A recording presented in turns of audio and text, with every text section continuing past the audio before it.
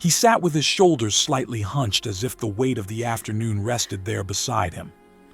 The old denim jacket he wore held the faint smell of weathered cotton and lake air, and the thermos in his hands warmed his palms just enough to remind him he was still here. A breeze moved softly across the water, carrying the slow ripple of waves toward the worn wooden bench where he spent nearly every day.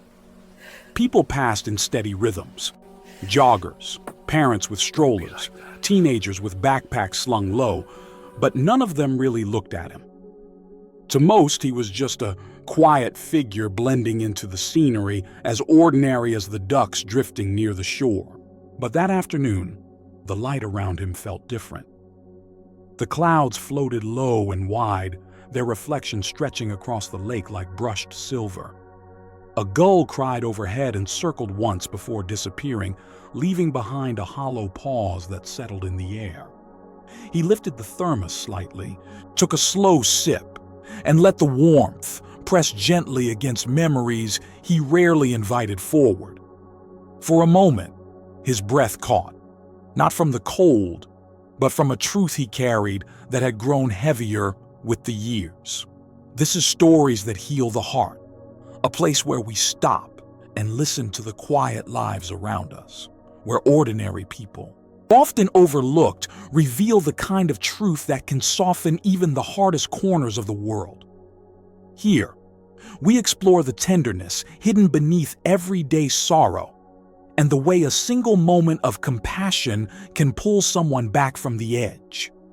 If you've ever felt unseen, unheard, or wished someone had understood what you couldn't voice out loud, stay with this story. And if these stories remind you that goodness still matters, feel free to like this video, subscribe, and turn on notifications. Your support helps these small lights find their way to more hearts. On that bench by the lake, the quiet man tightened his grip around the thermos as if preparing for something he couldn't yet name. The wind brushed through the branches overhead. A faint scent of damp leaves drifted by.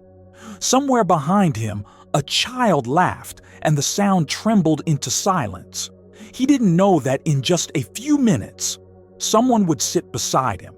Someone whose life was unraveling in ways she could no longer carry alone.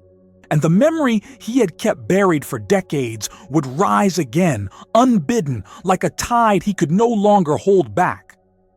The sun slipped behind a cluster of clouds, dimming the path in front of them. A single leaf fell at his feet, spinning once before coming to rest. Sometimes it's in the smallest shifts of light that a story begins to breathe. Tonight, we step into one of those quiet moments where a life changes not with noise, but with a whispered truth. He returned to the park the next afternoon the same way he always did. Slow steps, careful breath, eyes tracing the familiar path that curved around the lake. The sky was overcast, the kind of dull gray that made everything feel quieter than usual. He lowered himself onto the bench with a faint grunt, the wood creaking beneath his weight. His denim jacket, softened by countless seasons, brushed lightly against the armrest as he settled in. He unscrewed the lid of his thermos and let the faint steam drift up, warming the air just enough to soften the chill clinging to his fingers. Across the lake, a few ducks pushed through the water in lazy lines. Their ripples formed small, widening circles that grew apart and disappeared. A jogger passed behind him, her shoes tapping the pavement in a steady rhythm. An old man walking his dog nodded politely in Henry's direction, though his gaze slid past him almost instantly, as if Henry were part of the landscape, not a person with a heartbeat and memories that refused to fade. This bench had become a kind of ritual for him. After his wife passed, the house felt too loud in its silence, every room holding pieces of her, folded blankets, framed photos, her handwriting on a recipe card still magnetized to the fridge. Out here, on this quiet patch of earth, the world seemed softer. The breeze reminded him of her gentle touch. The lake reflected the same muted colors she once painted in her small watercolor notebooks.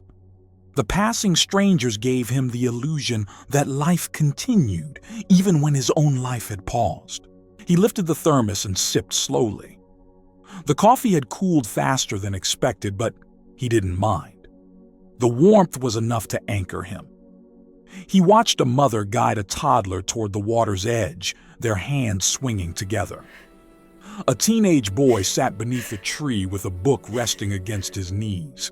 A cyclist rang a bell to warn two chatting women who had drifted too close to the path. It was all ordinary life, unremarkable to most. But to Henry, these small scenes were reminders of what he still loved about the world. A sudden motion drew his attention. A woman hurried down the path, her steps uneven, almost frantic. She clutched her bag to her chest and pushed stray strands of hair away from her face. From a distance, she looked composed enough, but as she came closer, he could see the tremor in her fingers and the tightness in her jaw. Her breathing was uneven, like someone trying to outrun a moment that refused to let go. Henry lowered his thermos to his lap. He didn't speak. He rarely did. But something about the way she moved toward the bench, hesitant, braking, searching for a place to land, stirred a quiet ache inside him. She stopped a few feet away, her eyes darting across the lake, then down to the ground, then back to the bench as if unsure whether she deserved a spot beside anyone. He could see the red around her eyes even from where he sat. She wiped at her cheek quickly, hoping no one noticed, but Henry had always been the kind of man who paid attention to the softest things. After a long moment, she took a seat at the far end of the bench, leaving a respectful distance between them. She didn't look at him. Her shoulders trembled once, then again. Her breath hitched, the way it does when someone has been holding back tears for far too long. He didn't ask her anything. He didn't offer polite phrases. He simply angled his body slightly toward her, not enough to crowd, just enough to say he wasn't ignoring her existence.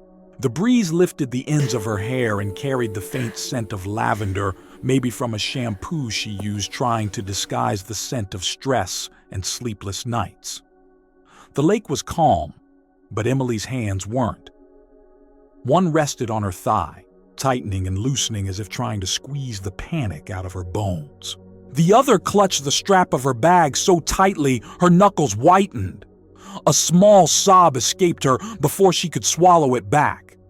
She covered her mouth quickly, embarrassed, shaking her head as if apologizing to the air. Henry stared ahead, giving her the dignity of not watching her break. But he didn't pull away. Sometimes, the presence of a quiet stranger is the one thing that keeps a person from falling apart altogether. A nearby petala unfolded. An elderly woman across the path paused to tie her shoe, then glanced up with a softness in her gaze at the sight of Emily crying.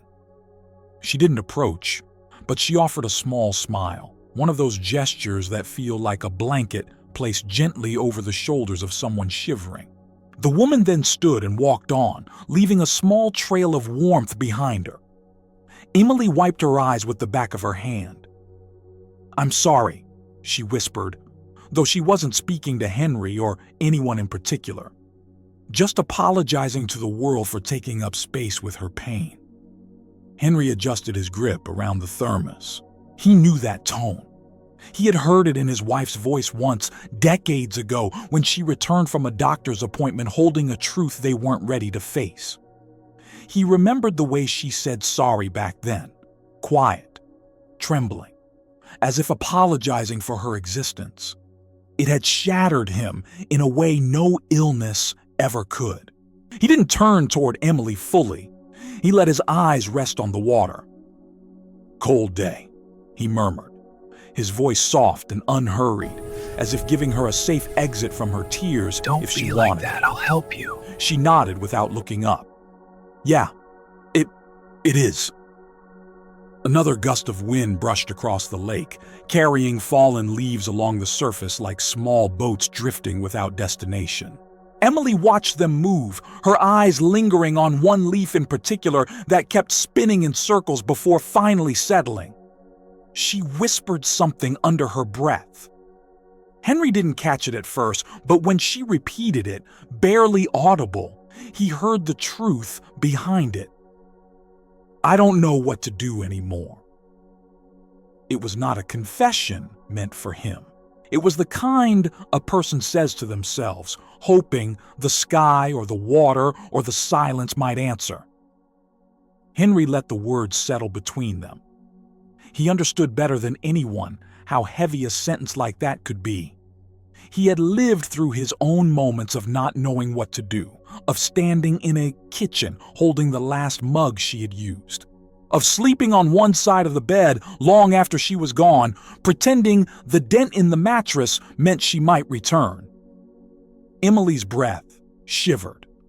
Her shoulders curled inward, as if she were folding into herself to keep from falling apart. A tear slid down her cheek and landed lightly on the sleeve of her sweater. A jogger slowed down nearby, glancing at Emily with the kind of sympathy strangers offer when they know they cannot help. He continued on without a word, his footsteps fading into the distance. Henry exhaled, long and steady. He lowered the thermos gently onto the ground by his feet. The faint clink of metal against wood echoed softly, carrying something unspoken. He turned his head, just slightly, enough to see the pain etched on her face. "Sometimes," he said quietly, "sitting down is the only step you can manage. And that's all right." She swallowed hard, blinking through her tears. He didn't expect her to respond. He didn't need her to. It was enough to remind her that someone saw her, even if only the edges of her struggle. Behind them, a small boy tugged on his mother's hand, pointing to the ducks near the water. The mother bent down, whispering something to him before guiding him closer to the shore. Henry watched them for a moment. Something in the child's laughter brushed against a memory he wasn't prepared to revisit. Emily wiped her nose with a tissue, her voice trembling as she finally spoke to him. "It's been a bad day." Henry nodded slowly, as if acknowledging an entire world hidden in those few words. Bad days have a way of finding us when we think we're already too tired to receive them. She let out a shaky laugh, one born from exhaustion rather than humor. "Yeah, exactly." The wind softened. A ripple moved across the water in slow, deliberate lines. A leaf landed near Emily's shoe, and she stared at it for a moment as if it carried some secret message she wasn't sure she wanted to read. Henry didn't press her for more. He simply sat, letting the silence fill with something that wasn't loneliness this time, something closer to recognition. There was a truth inside him he had spent years avoiding, a memory that lived in the quiet parts of his chest. And somehow, sitting next to this trembling stranger, that truth began to stir. It moved through him like a small, steady pulse, pulling at a corner of his heart he had stitched closed. Emily inhaled deeply, steadying herself. For the first time since she sat down, she lifted her eyes and looked at the lake, not with panic, but with a fragile kind of searching. Henry glanced at her again just briefly. He knew the look. He had worn it once himself. Something was beginning. Between them, the air shifted, soft, fragile, human. Henry leaned back ever so slightly, letting the weight of the moment settle between them like a thin fog rising off the lake. Emily's breathing had steadied, though her eyes still glistened, holding more truth than she seemed ready to release. He didn't push. He never pushed. Life had taught him that people unravel on their own timing, never on command. For a few minutes, neither spoke. Only the distant hum of a lawnmower across the park and the rhythmic flap of a duck's wings filled the air. The afternoon light shifted to a softer gray, brushing their faces with the kind of tone that makes the world look older, gentler. Emily pulled her sweater sleeves over her hands, hiding the tremble that lingered. "I haven't cried in front of anyone for a long time," she murmured, almost ashamed. Henry nodded, eyes focused on the lake. "Sometimes it's the safest thing we can do," he said, "especially when we've tried everything else." She pressed her lips together, unsure whether to believe that. Her gaze remained fixed on the ripples moving across the water, each one widening, then fading, then gone. "It just feels like everything's slipping," she whispered, "and I can't stop it." There was something raw in her voice, like fabric pulled too tight and beginning to tear. Henry stayed still, letting her words sink into him. He wasn't the kind of man who offered quick comfort. He knew from experience that rushing to soothe someone often silenced the truth still forming in their chest. Instead, he gave her space. Space to breathe, space to break, space to exist without fear of judgment. Emily's fingers tightened around the strap of her bag again. "My daughter asked me last night if we were going to be okay." Her voice cracked at the memory. "And I couldn't answer. I should have been able to. I'm her mother. I'm supposed to know." Henry felt a quiet ache settle in his ribs. He had been a father once, too. He remembered the nights when his son was little and asked questions he wasn't ready to answer, questions about sickness, about why mom wasn't coming home from the hospital that day, about why adults cried behind closed doors. Emily wiped her cheek. "She's 11, you know? Old enough to notice everything, but not old enough to carry any of it." Henry nodded. Children. They feel the temperature of a home faster than adults do. They feel the storms before we admit they're coming. Emily let out a shaky breath, as if the truth of that pierced straight through her. A small breeze rustled the dried leaves near their feet. Henry watched them roll forward a few inches before settling again. "What's her name?" he asked gently. "Lily," Emily said, voice softening at the sound of it. She's bright, sensitive, always asks to sit by the window when it rains." Henry smiled faintly. "Sounds like a child who carries her feelings close." Emily nodded. "She does. And Mark, my husband, he's been so distant, like he's drifting further away every day, and I don't know why. I don't know how to reach him anymore." As she spoke, a flock of geese passed overhead in a perfect V. Emily glanced up briefly, watching the way every bird seemed to follow the one before it, each trusting the next to carry the shape forward. "My house feels like a place where no one knows how to talk," she whispered. "And I'm so tired. I'm tired of pretending we're okay." Henry swallowed, eyes dropping to the thermos at his feet. He recognized that tone, that quiet, exhausted truth spoken only when a person can no longer hold the weight alone. He leaned forward slightly, elbows resting on his knees. "Sometimes families fall apart," he said quietly. "Not because they stopped loving each other, but because someone got lost along the way and didn't know how to call for help." Emily looked at him, startled by the accuracy of it. "You talk like you've lived this," she said softly. Henry didn't answer right away.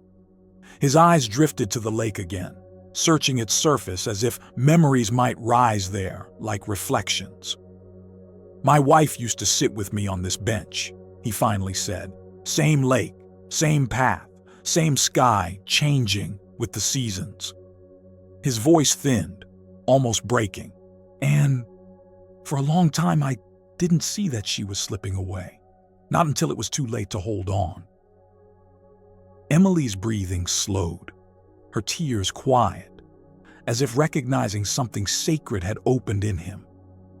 Henry rested his hands together.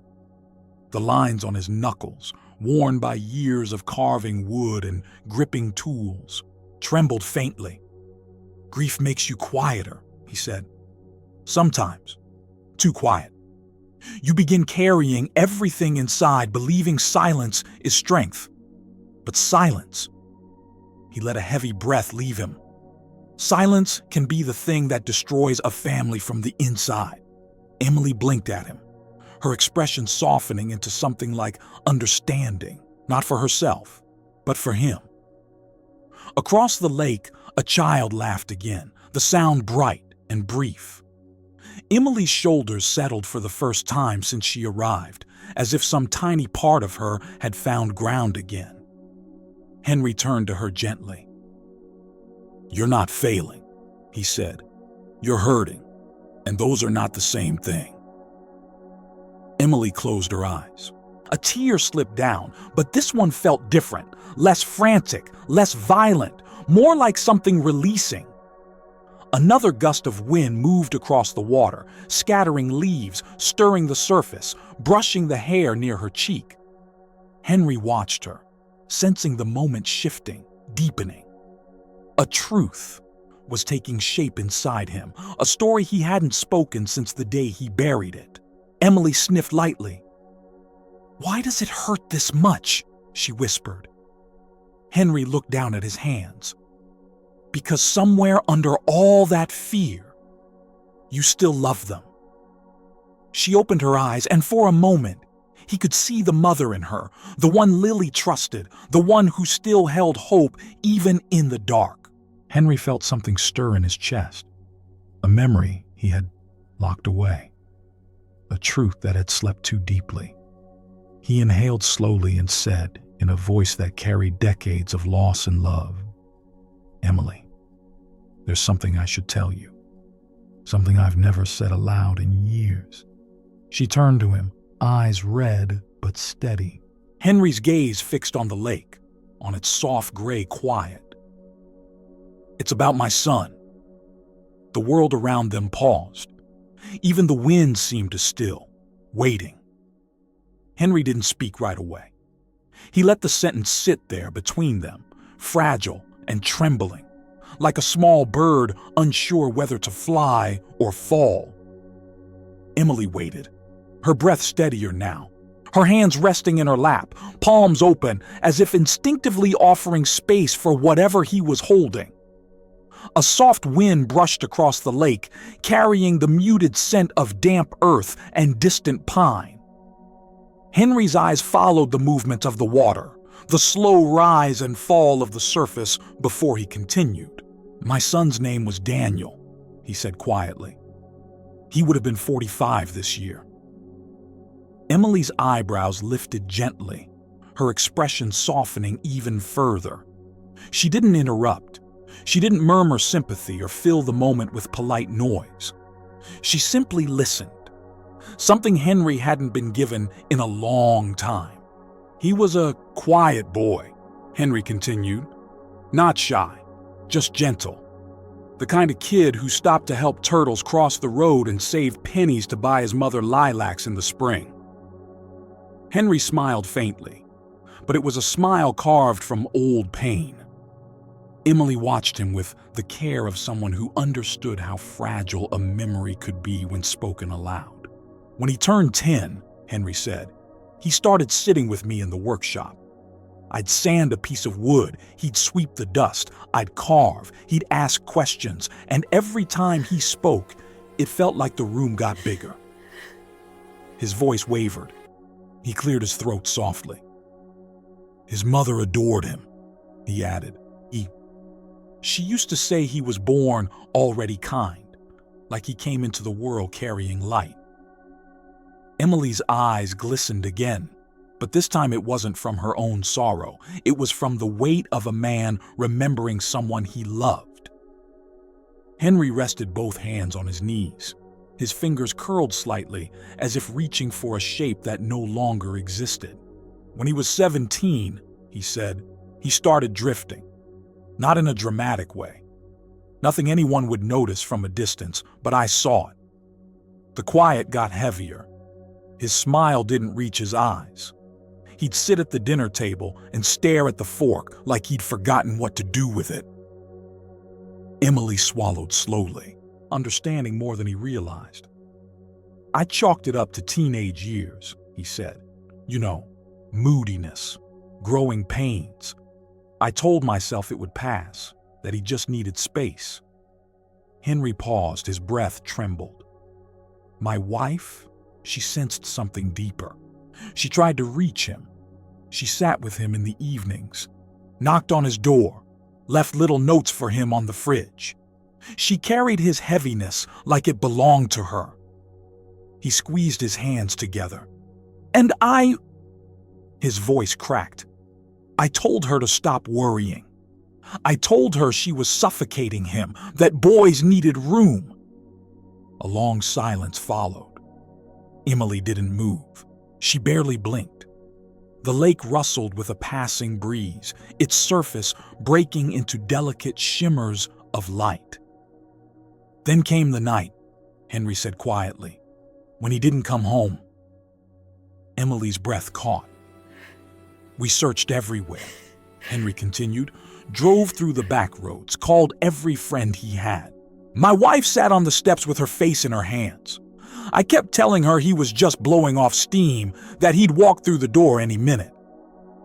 He shook his head slowly. But he didn't. Another pause. He didn't rush through it. The pain was too old and too sacred to run past. 2 days later, he said, voice thin as paper. They found his car near the cliffs outside town.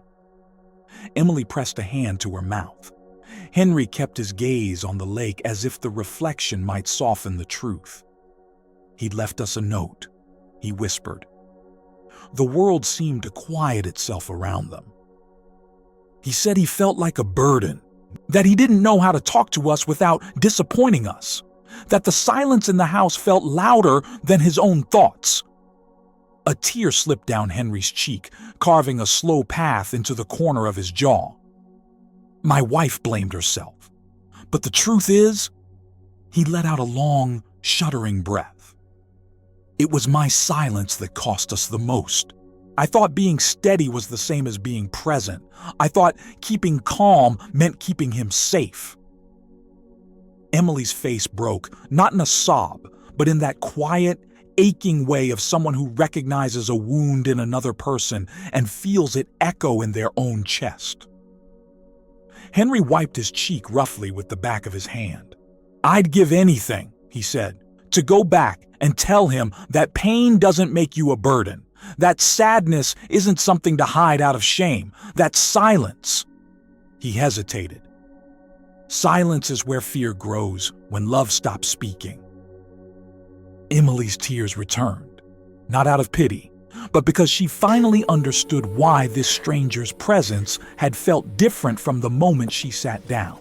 He spoke like a man who had lived through the consequences of unspoken truths, like someone who knew exactly what a family looked like when the walls grew too thick for sound to pass through.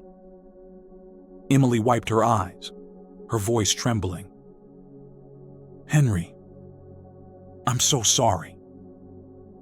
He nodded faintly, accepting her words but not letting them anchor him there. I learned something too late, he said softly. But maybe what I learned can help someone else before they lose the same way I did. Emily breathed in slowly, absorbing every ounce of meaning behind his words. Can I ask? She whispered. What happened to your wife? Henry gazed at the lake, eyes softening.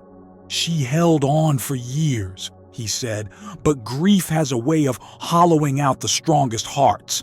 She passed not long after. I think part of her went the night we lost him. A small, heartbroken exhale slipped from Emily's lips. Henry looked down at his hands, the old carpenter's hands worn and trembling. This bench became my place to breathe, he said. to talk to them, even if only in my mind. Emily closed her eyes as a tear fell onto her sweater. Henry turned to her, really turned this time, meeting her gaze with a clarity she hadn't seen before. "You still have time," he said gently. "You still have a husband who's breathing, a daughter who's reaching for you. Don't wait for the silence to grow teeth." Emily's breath shook. Her shoulders trembled. "I don't know how to fix it," she whispered. Henry shook his head. "You don't need to fix it," he said. "You just need to open the door. Someone in your home is waiting for that." Don't Emily be like covered that. her I'll face help for a you. moment, letting herself truly cry this time. No swallowed sobs, no apologizing to the air, no hiding behind strength that cost too much to carry. Henry placed one hand near hers on the bench, not touching, but close enough to be felt. "Pain needs room to speak," he said. "And when it finally does, families can breathe again." The wind moved across the lake once more. A leaf brushed against Emily's shoe before drifting away. She lowered her hands, eyes red but steady. "What'll I do?" she asked, voice small, hopeful, aching. Henry breathed in slowly. "You tell the truth," he said, "the one you've been afraid to say." Emily looked at him, absorbing every word as if they were the first ones in days that hadn't hurt. He nodded once, slow and sure. And the next moment arrived like a shift in the wind, quiet, undeniable, necessary. The air around them grew still, as if the lake itself were listening. Emily held her breath, without realizing it, her fingers curled tightly around the fabric of her sweater. Henry's words had cracked something open, not violently, not painfully, but in a way that let a thin ribbon of truth slip through her defenses. For a long moment, neither of them spoke. The park moved in soft, distant shapes, children chasing each other near the swings, an elderly couple walking hand in hand, a teenager tossing breadcrumbs to ducks, but the bench felt like its own small world, suspended between what had been said and what still needed saying. Emily looked down at her knees. "I've been afraid to talk to Mark," she whispered. "Afraid of what he'll say. Afraid of what I'll hear." Henry nodded gently, understanding. "Fear is loud," he said, "but silence is louder." She swallowed. "I keep thinking I'll choose the wrong words." "That's not what breaks families," he said softly. "What breaks them is choosing no words at all." Emily exhaled shakily, the breath trembling out of her like something she'd been holding against her own chest for years. "He used to talk to me," she said. "He used to tell me everything. Work, dreams, fears, even the small things. We used to sit on the couch at night and just exist together. No rush, no heaviness." Henry listened, watching the way her eyes softened at the memory. "But now," she continued, voice unsteady, "our house feels like everyone's walking on thin ice. Lily tiptoes around us. She pretends she's fine, but she hears the arguments. We both know she does. And Mark, he shuts down. Completely. Like someone turned off the light inside him." She paused, blinking through a new wave of tears. "Sometimes I wonder if he even sees me anymore." Henry leaned forward slightly, elbows resting on his knees. "People in pain often stop looking at the world," he said, "but it doesn't mean they've stopped feeling it." Emily wiped the corner of her eye. "Last night, he came home late. He looked exhausted, like he'd aged 2 years in one day. I asked him if everything was okay, and he just stared past me. Didn't say yes, didn't say no, just walked into the kitchen and sat at the table with his hands over his face." Her voice cracked. "I wanted to touch him. I wanted to ask him again, but I froze.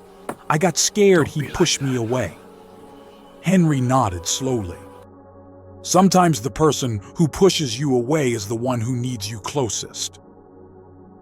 Emily looked at him, her expression fragile and searching. I don't know how to reach him anymore. Henry breathed in deeply, letting the cool air settle inside him before speaking. There's something I learned too late, he said. Pain takes many shapes. Some people cry, some yell, some go quiet, and some... He paused, eyes softening. Some try to carry the whole world on their own shoulders because they don't believe anyone else should suffer with them. Emily's brows drew together. Mark always tries to take care of us, she whispered, even when things are hard, especially then. Henry nodded. Then he might be more lost than you think. Emily looked at the lake again, the water, trembling under a faint breeze. He's been working so much, coming home drained. He used to laugh with Lily every night, now he barely smiles. And what about you? Henry asked gently.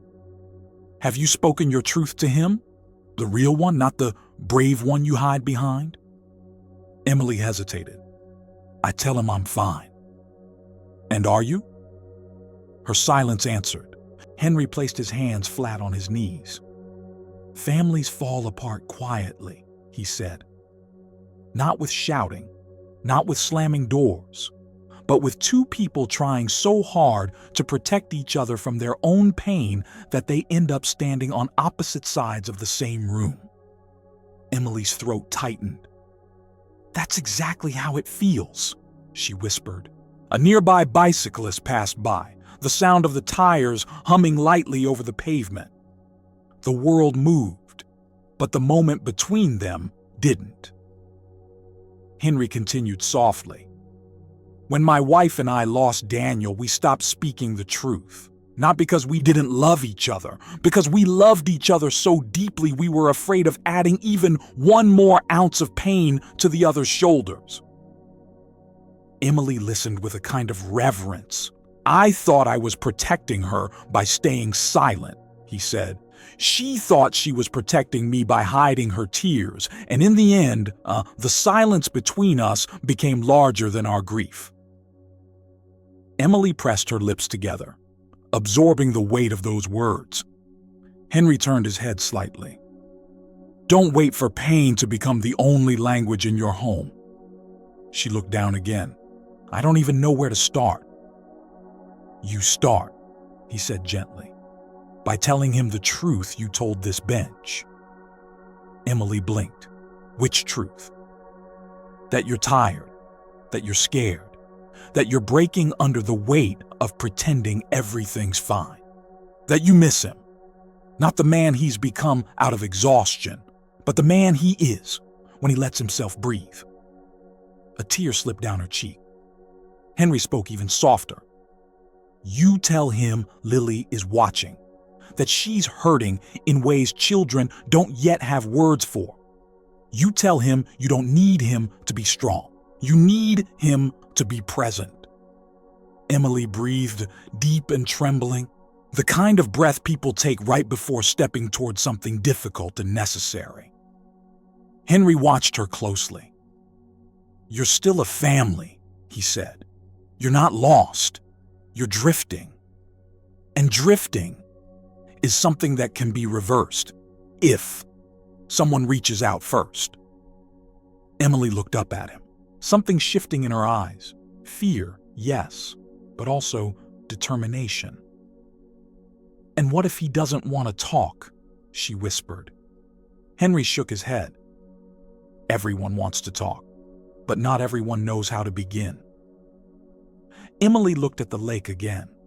A duck moved across the surface with slow, steady strokes, as if cutting through the gray water with purpose. She wiped her face once more, this time with calmer hands. Henry watched her posture change, her shoulders lowering, her spine straightening, her breath deepening. It was subtle, but unmistakable, a moment of choosing. Finally she spoke, voice quiet but certain. I think I know. what I need to do." Henry nodded once, the faintest smile touching the corner of his mouth. "Good," he said. "And when you go home, speak gently. Not from fear, from love. Love reaches places fear never will." Emily released a slow breath. "Thank you, Henry. You didn't have to share all that." He looked at the lake again, as if answering it instead of her. "Maybe I did. Maybe helping someone else find their way is the closest thing to healing I get." A silence settled, a warm one, not the hollow kind. Then Emily said something that surprised both of them. "Would you walk with me for a bit, before I go home?" Henry hesitated, not out of unwillingness, out of the familiar ache of being included after so long. He nodded. "Of course." Emily stood first, brushing her palms against her jeans. Henry rose slowly beside her. Together, they took the first step along the path, the lake on their right, the wind carrying the scent of damp leaves and something like hope. The sun peeked faintly through the clouds, casting a thin ribbon of light across the water. It felt like a beginning. They walked slowly, side by side, as though each step needed permission from the earth beneath them. Emily kept her arms tucked close to her body, the fabric of her sweater brushing lightly with each movement. Henry walked with the careful rhythm of a man who'd learned not to rush anything, not grief, not healing, not the fragile moments that only appear when the world quiets itself. The path along the lake curved gently, and their reflections followed them in the water, two figures moving through a landscape painted in grays and silvers. Leaves skittered across the pavement, pushed by a restless breeze that carried hints of rain. For a few minutes, they didn't speak. And it wasn't an uncomfortable silence. It was the kind of silence that lets two people breathe in sync without realizing it, as if their hearts were adjusting to a shared cadence. Emily finally inhaled and said, "I don't usually talk to strangers, not about these things." Henry nodded, eyes on the water. "Maybe that's why you could," he murmured. "Sometimes strangers hold the safest spaces because they're untouched by our history." She considered that. Maybe so. A group of children raced past them, shouting and laughing, their footsteps echoing against the path. Emily watched them with a softened expression, noticing the way their joy moved freely, unburdened. "My daughter," she said quietly. "Lily used to run like that, free, light. But lately she's quiet, too quiet." Henry let out a small breath. "Pain changes the way children breathe," he said. "They learn to read rooms before they learn to read books. And they carry heaviness in ways we don't always see." Emily's voice thinned. "Last week she asked if it was her fault we were arguing so much." Henry stopped walking for a moment. The ache that crossed his face was unmistakable. "You told her it wasn't, right?" he asked. "I told her. We were just stressed." Emily swallowed, but she didn't believe me. I could see it. Henry closed his eyes briefly, as if remembering a moment from long ago. "My son asked me something like that once," he whispered, "and I changed the subject. I thought protecting him meant hiding the truth." He opened his eyes again. Children deserve honesty wrapped in love, not silence wrapped in fear. They continued walking, the path narrowing slightly as they approached a wooden footbridge. The planks creaked softly under their steps, the lake visible through the spaces between the boards. Emily rested her hands on the railing and looked down at the water. "I'm scared to go home," she admitted. Henry leaned his forearms against the railing. The denim of his jacket brushed lightly against the wood. "Fear doesn't mean you're not ready," he said. "It just means the moment matters."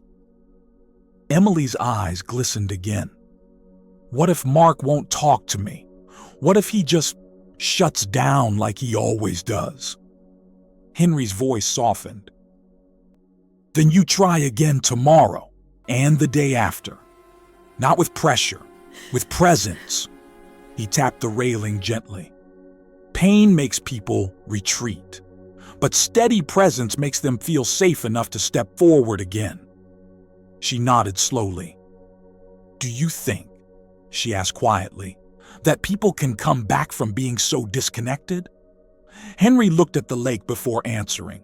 I think people can come back from almost anything if someone is willing to walk toward them instead of away. A silence stretched between them, tender and full. Emily tilted her head slightly. Did you ever come back from what happened? She asked. Henry's eyes drifted to the horizon, where the sky met the lake in a soft blur. His voice, when it came, was gentle but honest. No, he said. Not in the way people expect. I didn't pick up where I left off. I didn't rebuild the same life. I learned to breathe again, but it was a different kind of breathing. Emily listened with a stillness that honored his truth. But, Henry continued, in the years since, I've learned that sharing my story with someone who needs it, it's the closest I get to letting the light back in. Emily lowered her gaze. That's what you're doing for me, she whispered. Henry smiled faintly. Maybe that's what I'm doing with myself too. They began walking again, moving toward the far end of the lake where the trees grew tall and reached toward each other across the path. The canopy above filtered the light into soft gold and muted gray, giving everything a tender, almost holy glow. Emily breathed deeply, letting the air fill her in a way it hadn't in weeks. I keep thinking about what you said, she murmured.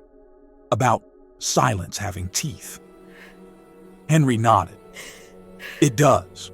It bites away at the small things first, the laughter, the easy touches, the shared glances. Before you know it, a family is living in the same house but speaking different languages. Emily wrapped her arms around herself. I don't want that for us. Then you'll fight for the sound of your home again, Henry said, even if the first words are shaky. They reached a bench near a grove of birch trees. Emily sat, brushing her palms slowly against her knees. Henry remained standing for a moment, then sat beside her with the same gentle care he had shown all afternoon. She stared at him, puzzled by something. Henry, why did you talk to me today? I mean, really talk? Henry took a long breath. Because I saw the look in your eyes, he said. The same look my wife had, the same look my son had, the look of someone carrying too much alone. Emily's throat tightened. And maybe, he added softly, because I've spent years wishing someone had sat beside them when I didn't know how.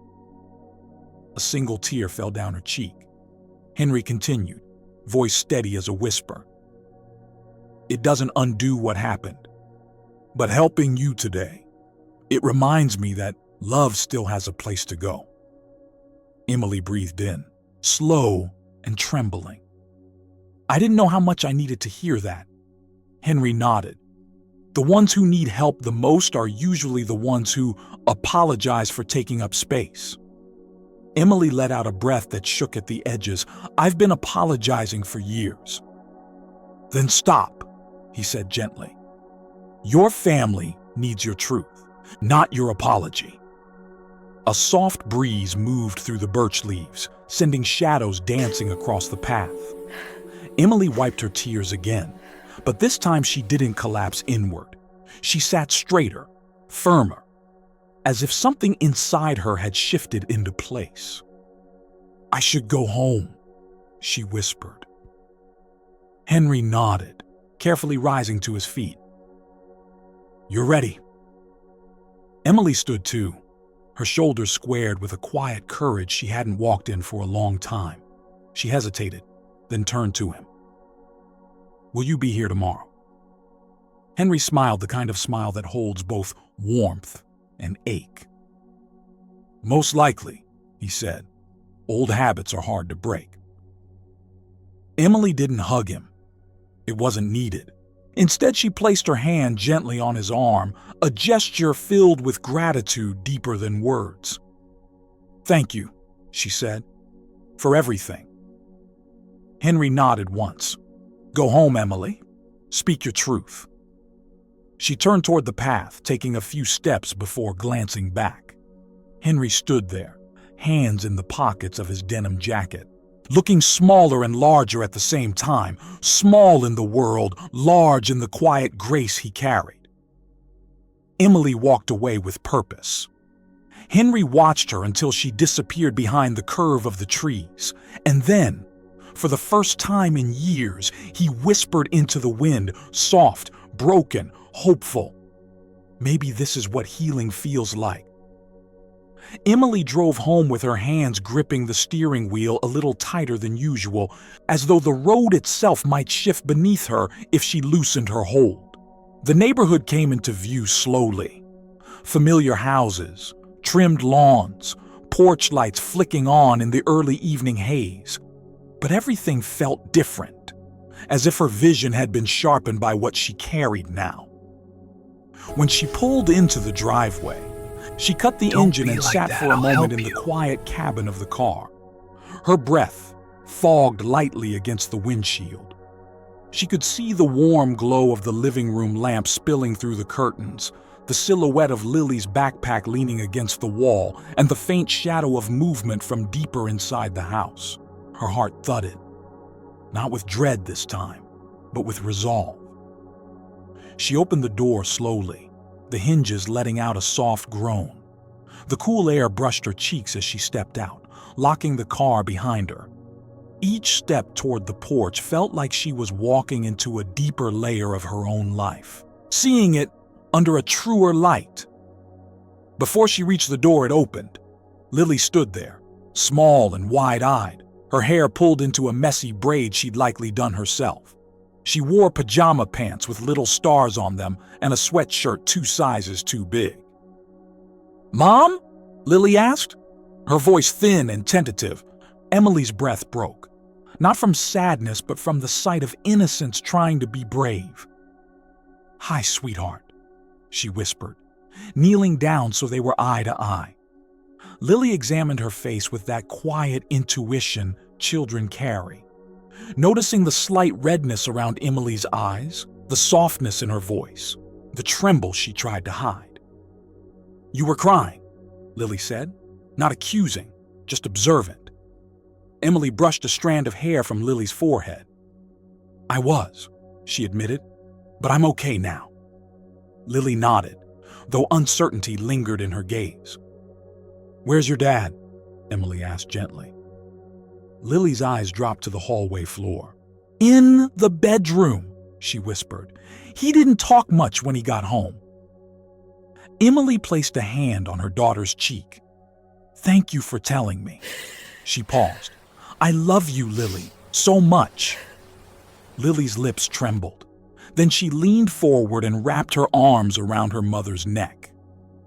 Emily closed her eyes and held her tightly, really held her, letting the warmth of her daughter's small body settle into her chest like a steadying anchor. When Lily pulled back, Emily placed a gentle kiss on her forehead. "Can you give me a minute?" she asked softly. Lily nodded and shuffled toward the living room, curling up on the couch with her knees to her chest. She watched the doorway as Emily walked down the hall to the bedroom where the air always felt a little heavier. Emily paused with her hand hovering just above the doorknob. Inside, she could hear the faint sound of someone sitting still, the kind of stillness that has weight. She opened the door slowly. Mark sat on the edge of the bed, elbows on his knees, fingers laced together. His shoulders were tense, his head bowed. He didn't look up right away. Emily stepped inside and closed the door behind her. The soft click seemed to echo. For a few seconds, the only sound between them was the light hum of the heater and the quiet rhythm of two breaths trying to bridge a distance. Then Mark finally lifted his head. His eyes were tired, more tired than she'd let herself notice before. The kind of tired that wasn't from work or long days, but from carrying something internal that had grown too heavy. "You're late," he said softly. Not as an accusation, but as an observation, the same way Lily had noticed her tears. "I know," Emily replied. Her voice wavered but didn't break. "I needed some air." Mark nodded, looking down again. There was a time when she would have waited for him to speak first, a time when she would have walked carefully, afraid of saying the wrong thing. But Henry's words echoed through her chest now. Pain needs room to speak. Emily walked closer and sat beside him on the bed, leaving only a few inches between them. Enough space to breathe, but not enough to retreat. "Mark," she whispered, "we need to talk." His jaw tightened gently, as if bracing for something. "I know," he murmured. Then after a moment, "I just don't know where to start." Emily inhaled slowly. "Maybe I can go first." He nodded again, small, hesitant. Emily's hands trembled in her lap, but she didn't hide them. "I'm tired," she said. "I'm scared. And I've been pretending I'm okay because I didn't want to add more weight to whatever you're carrying." Mark's breath caught. His hands tightened. "I miss us," she continued, tears rising but steady. "I miss talking. I miss feeling like your wife instead of a roommate you're trying not to worry." Mark closed his eyes, his shoulders shaking once, barely noticeable, but she saw it. Emily placed a shaky hand on the bed between them, not touching him yet, but offering. "Lily is scared too," she whispered. "She thinks she's done something wrong." His eyes snapped open at that. "No," he said, voice cracking. "No, she hasn't. She hasn't done anything." "I know," Emily replied, "but she needs to hear that from you." The room grew very still. Mark lowered his head again, covering his face with his hands, not to hide, but because the truth finally hurt enough to come forward. "I'm failing," he whispered into his palms. "I don't know how to fix anything. I'm trying so hard, but I'm exhausted, Em." She felt the old instinct to reassure him, to tell him he was fine, to patch the moment quickly. But she didn't. Instead, she let the honesty settle, like Henry had done for her. "You're not failing," she said gently. "You're hurting, and you've been hurting alone." Mark's shoulders caved inward, a quiet sob breaking from his chest. Emily placed her hand over his, not pulling, not forcing, just holding. "That's why I want us to talk," she whispered. "Not to blame, not to argue, but because the silence is eating us slowly." Mark let out a shaky breath. Then, with a voice that sounded like a wounded truth finally escaping, he said, "I'm scared too." Emily's throat tightened. "Of what?" He shook his head, tears slipping down his cheeks. "Of losing everything, of being enough, of not knowing how to tell you I feel like I'm disappearing inside my own life." Emily pressed a hand to her mouth, emotion rushing through her. "Mark," she whispered, "you don't have to disappear. I'm right here. Lily is right here. We just need to reach for each other before we fall too far apart." He looked at her then, really looked at her, for the first time in months. And in that gaze, she saw the man she married, wounded, worn, but still hers. Emily wiped a tear from his cheek with her thumb. "I want us back," she whispered. "Not perfect, just honest." Mark nodded, his breath breaking. "I want that too." Emily took his hand fully now, their fingers weaving together like they used to.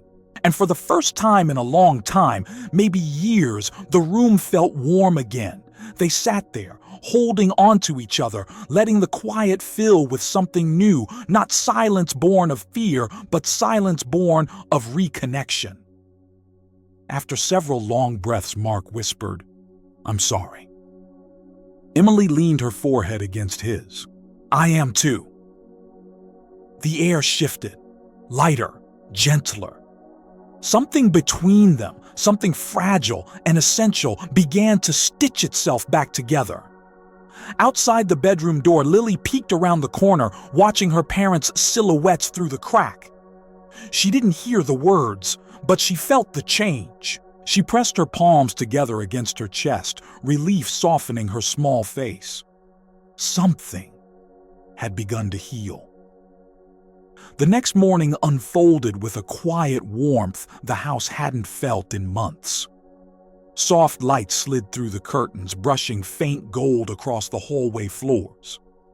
The scent of coffee drifted into the air, fresh, not forgotten on the counter. And for the first time in a long while, the home didn't echo with distance. It breathed. Lily woke early, padding softly down the hall in her star-patterned pajama pants. She paused when she reached the kitchen doorway. Her parents were there, together. Emily stood by the stove, stirring oatmeal gently, the wooden spoon tapping the pot in a slow rhythm. Mark leaned against the counter, hands wrapped around a mug, his posture still weary but no longer sealed behind a wall. He looked up when he heard Lily's footsteps. "Morning, sweetheart," he said, his voice a little rough, but warm. Lily froze for half a second, as if checking whether the moment was real, then offered a small smile. "Morning," she said shyly. Emily turned, and the look she gave her daughter was different today, softer, more present. A look that said, "I see you," fully, deeply, without rushing past. "Breakfast will be ready soon," Emily said, stroking Lily's hair as the girl approached the table. Lily glanced between her parents, sensing the tenderness hanging there. It wasn't perfect, not healed overnight, but something had shifted. A door had opened somewhere in their home, and she felt it. She curled up in a chair and pulled her knees close.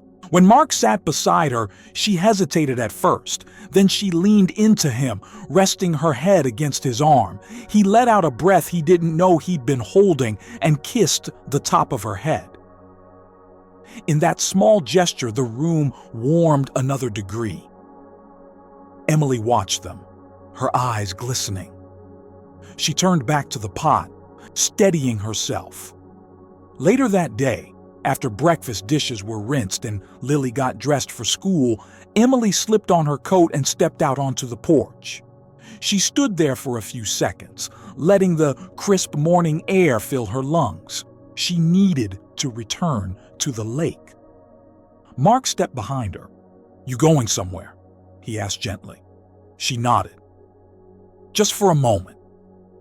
There's someone I want to thank." He didn't press her. He simply placed a hand on her shoulder, an invitation, not a request. "Come back soon," he said softly. She nodded again and walked toward the car, her breath forming little clouds in the air. The lake greeted her with soft ripples and muted reflections. The bench stood exactly where it had stood yesterday, like a small island of quiet waiting patiently for her return. Henry wasn't there yet. Emily sat down, pulling her sweater tighter around herself, and watched the ducks glide across the water. The world felt different today. Still uncertain, still fragile, but no longer suffocating. There was a thread of hope running through her chest like a warm pulse. After a few minutes, she heard slow footsteps on the gravel path behind her. She didn't need to turn around. She knew the cadence of those steps already. Henry approached with his thermos in hand, denim jacket zipped up halfway, his breath visible in the cool air. When he reached the bench, he paused, almost surprised to find her there. "You came back," he said gently. Emily stood.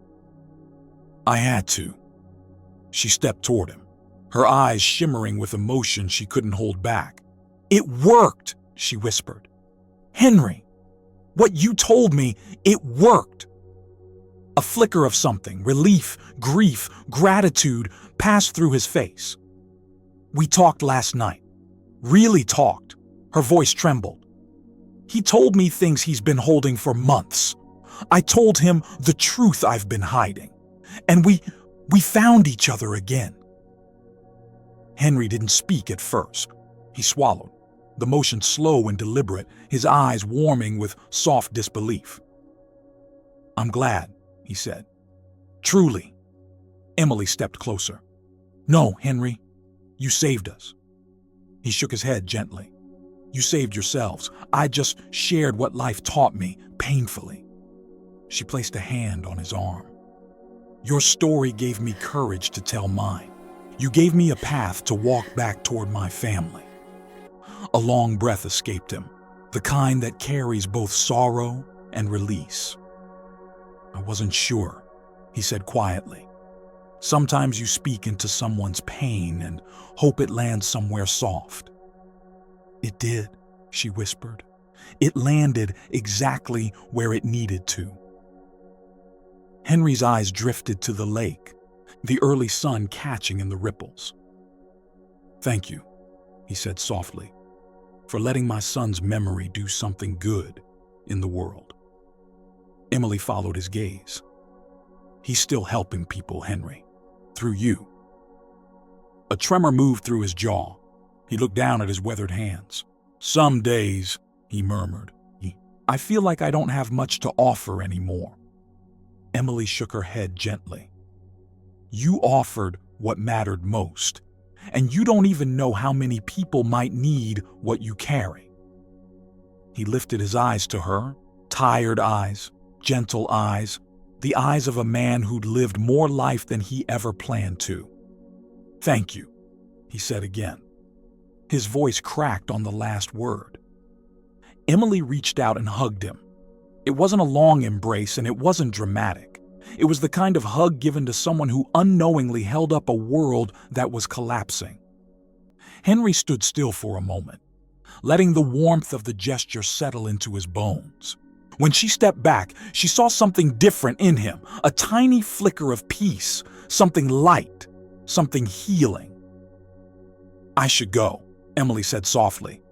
"Lily has a presentation today, and Mark, he's making pancakes." Henry chuckled, a quiet, shaky sound. "Go to them," he said. "Keep talking, even on the easy days." She nodded with a soft smile. "I will." She turned and began walking back toward the path. After a few steps, she paused and looked over her shoulder. "Henry?" He raised his eyebrows slightly. "Thank you." "For the light," she whispered. Henry watched her walk away, her figure growing smaller as she moved through the trees. When she finally disappeared around the bend, he lowered himself onto the bench and looked out over the lake. The water shimmered with morning light. He opened his thermos and took a small sip. It tasted different today, warmer somehow. He closed his eyes and let the breeze move across his face. And for the first time in what felt like years, his chest didn't feel quite so heavy. A whisper crossed his mind, gentle, unexpected, full of quiet grace. Maybe the world hadn't stopped needing him after all. He looked up at the sky, the clouds drifting in slow, soft shapes, and he smiled. A real smile.